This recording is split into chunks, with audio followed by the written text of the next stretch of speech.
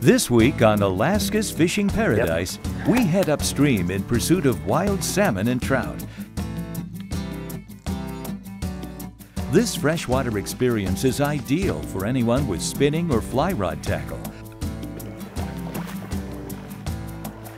As they return to the waters of their origin, these fish emerge from the sea in huge waves with each tide. Welcome to Whalers Cove. 2 fish and 2 casts. That's pretty good.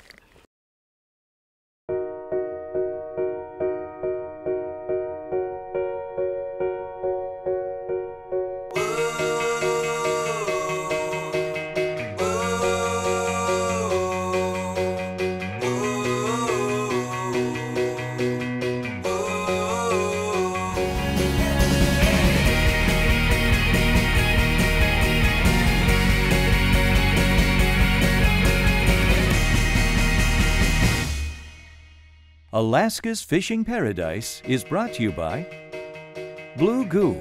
Eliminate fog and static. Safe for all plastics and lenses. The Rocky Mountain Elk Foundation, ensuring the future of wildlife and their habitat. And Whalers Cove, Wilderness and Sports Fishing Lodge. There are few places in the world where you can fish both freshwater and saltwater species in the abundance that Alaskan waters hold. They call it the last frontier, and for many, this is a home away from home. This week on Alaska's Fishing Paradise, we strap on the waders in pursuit of the majestic salmon and trout that run these freshwater streams. Mike Lopresti is a banker and avid fly fisherman and finds solitude at Whalers Cove Lodge. From Atlanta, Georgia, which is known for its challenging traffic. So it's a way of getting away from Atlanta, from the traffic, from just a daily grind of any job these days. Getting into the wilderness and solitude, it's the form of relaxation. The fishing is somewhat secondary when you're in beautiful surroundings like this. Catching some fish is an additive, but it's relaxation and being in the wilderness.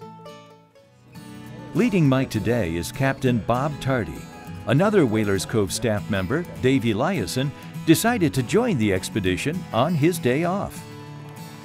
Well, today I had an opportunity to have a day off from work, and Bob asked me to come along with him and be an extra paddler in a canoe, and I'll take any chance I can get to come up Hasselberg River here. And the scenery here is just unbelievable. And being in a canoe is a really amazing way to experience it as well. You're right on the water, it's really quiet, you can hear the geese fly over, you can hear the eagles in the trees. The Hasselberg River is prime staging ground for various fish species, such as coho, silver, sockeye, and chum salmon, along with cutthroat, rainbow, dolly varden, and steelhead trout.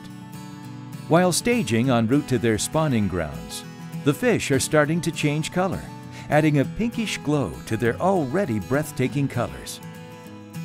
With the changing tides, fish continue to fight their way upstream, navigating countless obstacles, jumping over other fish, rocks, and even major rapids. Well, we headed up from Whalers Cove Lodge. Bob drove the boat up to Mitchell Bay, and from Mitchell Bay we got off a boat and walked a short little distance and hopped into some canoes. From there we kept heading up Hasselberg River and stopped at a few fishing holes along the way.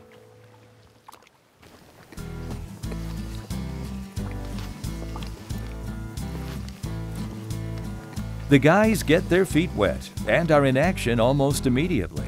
Oh! With a little finesse of the fly rod, right. Mike hooks up first.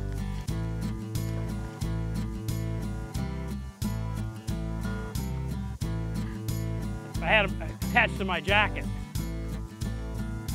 Yeah, look at him. Beautiful. As with every catch, this young cutthroat trout is a trophy in the eye of the beholder. Well, I've seen the show on TV numerous times, and it has a variety of fishing, saltwater fishing, but I'm more interested in the freshwater fishing up into streams, and enjoy the fly fishing for salmon and the dolly varden trout and cutthroat trout. Even on a well-earned day off, Dave can't stay away from these Alaskan waters and hooks up on a river salmon.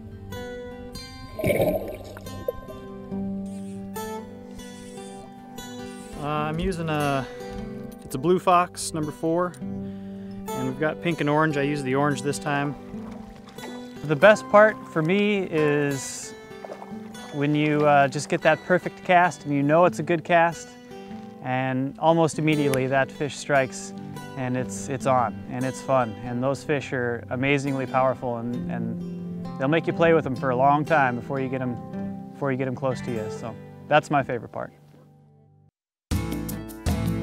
Coming up on Alaska's fishing paradise, the journey continues upriver in pursuit of salmon and trout. Rain sets in, but that doesn't stop the fish from biting. Definitely gets the adrenaline going. Oh yeah. Stay tuned to Alaska's fishing paradise. Welcome back to Alaska's fishing paradise. Our crew is still fishing their way up the Hasselberg River, so let's join Captain Bob Tardy to learn about some of the tackle used to catch these fish on this week's segment of Straight Talk. Hi, I'm Bob Tardy. I'm the freshwater guide here at Whalers Cove, and today we're going up into Hasselberg Creek. The creeks around here have 4 different types of salmon. They have the cohos, they have chum, they have pinks, and they have sockeye. Now when the fish are running up the streams, they get real aggressive, and so something bright and gaudy that you would never typically see in a lot of the streams, trout fishing in Colorado. Some of these fish can be as big as 12 pounds, and we're normally using an 8-weight rod, which seems to work fairly well. Now let's head back to the river and see how our anglers are faring. Whalers That's Cove sockeye. guest Mike Lepresi hooks into a nice sockeye that puts up quite a fight.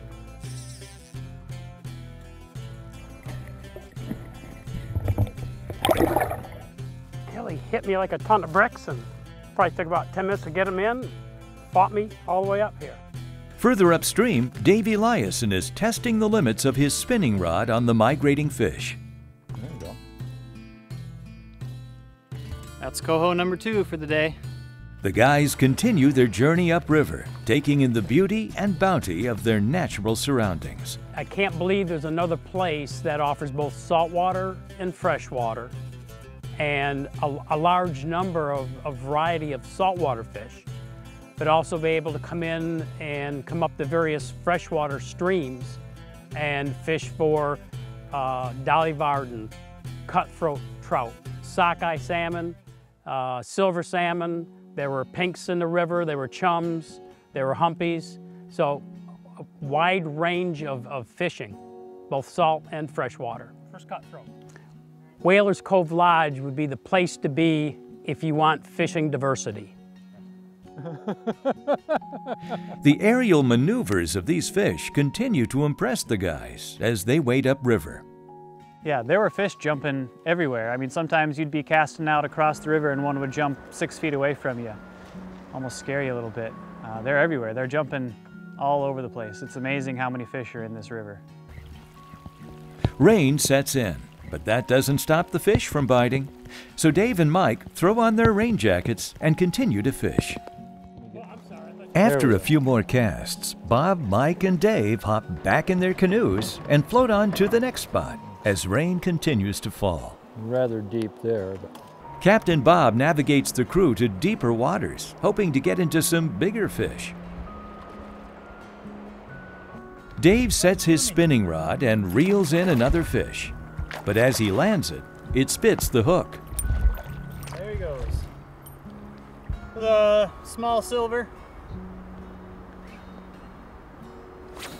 Well, there's always the big one that got away, and I definitely had a few today. Just in this last hole here, I had it on for a few minutes, and just as I got it close, the line snapped and away it went with my lure. Mike continues to have fish work his hand-tied flies, but is unable to produce another strike. Mike and Dave cast a few more times and then decide their day is done. They pack it in to head back to the lodge. The amount of fish you catch here and the variety of fish we caught, silver salmon, pink salmon, sockeyes, and a few trout mixed in there as well. So it was just a great day overall. Coming up on Alaska's Fishing Paradise, we head back out on the river in pursuit of salmon and trout. Mike is back at it and is joined by some new faces. But don't let their smiles deceive you. These folks can fish. Everyone gathers at the dock for a short boat ride, where they meet up with Whalers Cove founder and host Dick Powers. Day 2 of freshwater fishing on the Hasselberg River also comes with some new faces.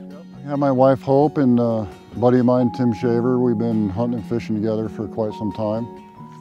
And this has been a dream of his. This is his first time coming to Alaska. My wife and I have been to Alaska. This will be our 3rd time now. First time in Southeast. It's great here. It's really pretty. And the fishing, freshwater fishing was spectacular.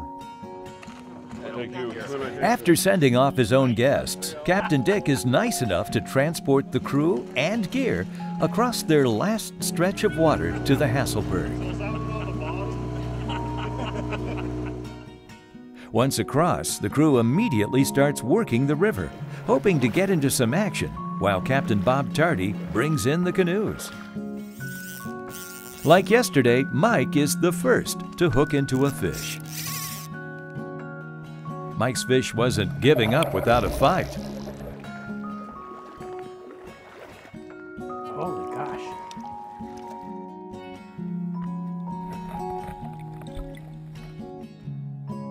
Unfortunately, the rest of the crew aren't as successful, so they move on toward the next hole.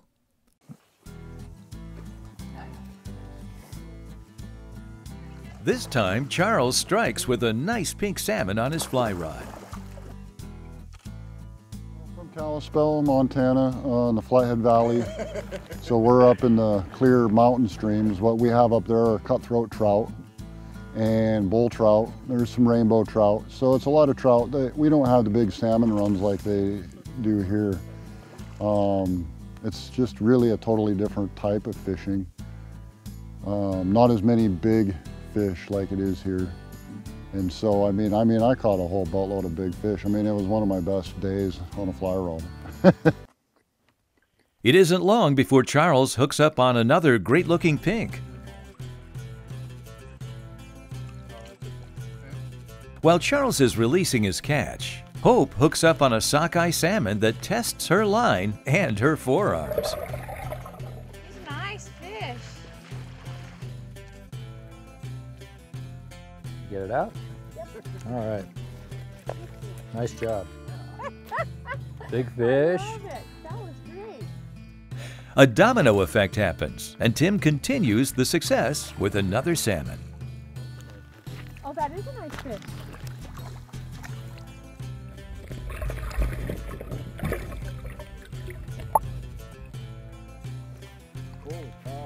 You want to get a picture with it? Well, see, he's really humped up. Sure. Oh, that's nice.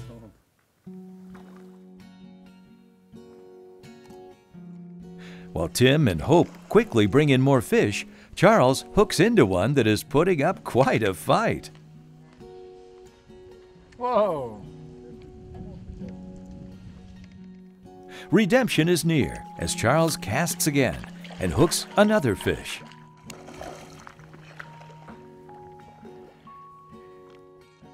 The Renfros try to photograph all of their catches in order to document and preserve these moments that they will reminisce on for years to come. It's kind of look like kind of a bull trout. Yeah, it's a female. That is Female sockeye. Oh, so then the male, Males they'd be get kind of more the same when they get that yeah. hook draw.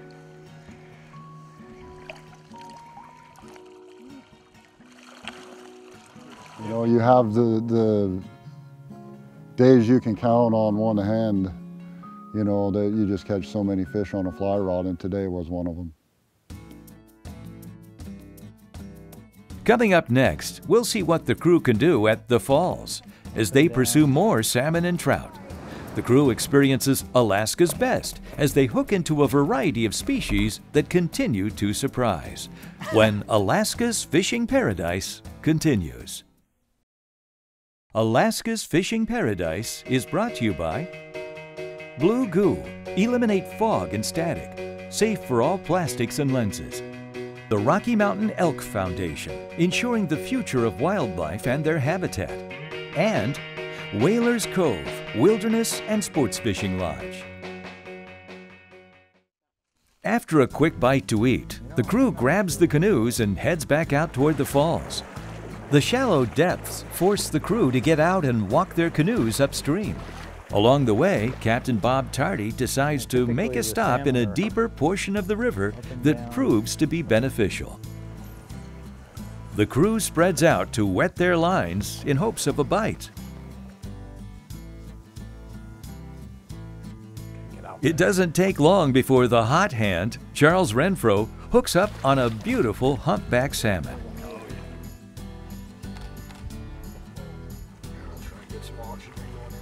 Oh, there he goes. That was a nice humpy. Very nice humpy. Fly fishing enthusiast Mike Lopresti dances his line and follows up with a great trout.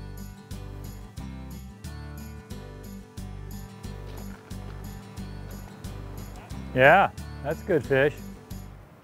Seeing the salmon in the streams, seeing them beginning their spawning activity. We went up to the falls earlier today and you could see some of the silver salmon trying to jump up the falls. That was amazing. And to see the silvers stacked up below the falls, trying to catch them there. It's just a beautiful, beautiful place. Well, I'll tell you what, I'm gonna sleep tonight. Cast after cast, fish after fish, this has been a trip full of memorable experiences. Further upstream, the water yields even more action for this group of fishing enthusiasts. Charles hooks into yet another magnificent salmon, and it doesn't give in without a fight. It was either me or him. I mean, my arm almost fell off. It took a while. He was a big boy. Just hold on a minute.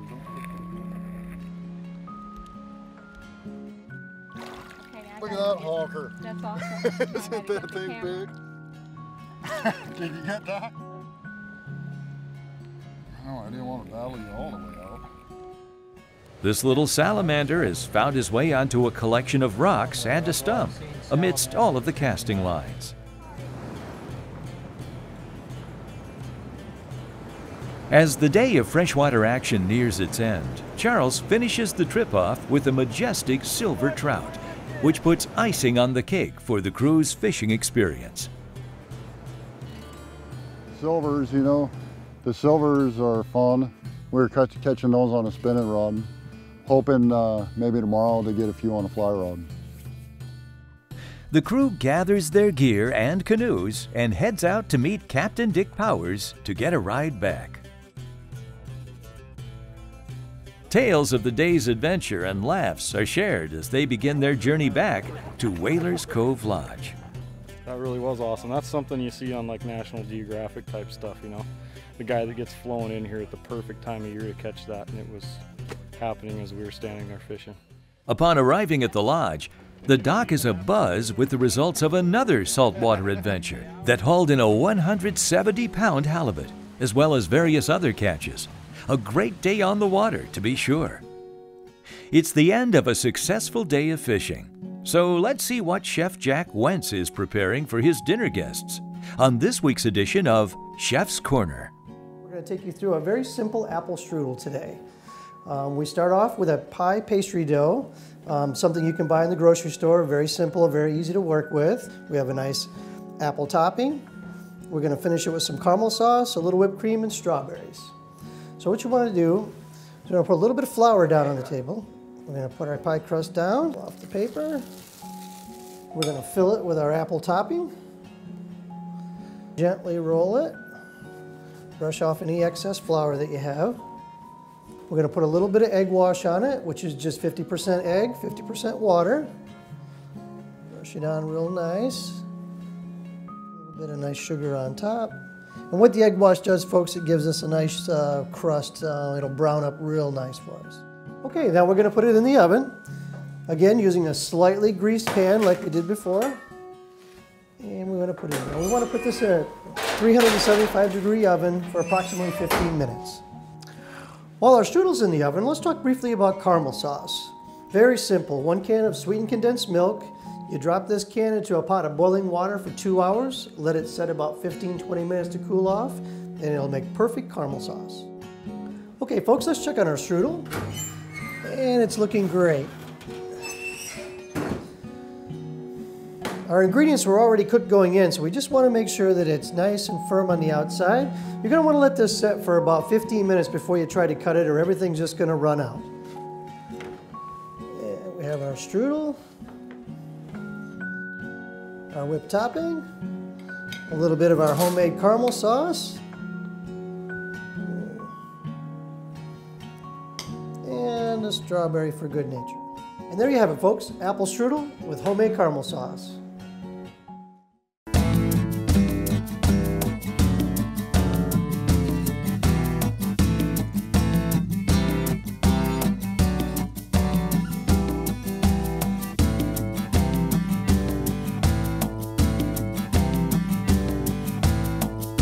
We like you, so like us on our Facebook page. And be sure to visit our website at WhalersCoveLodge.com.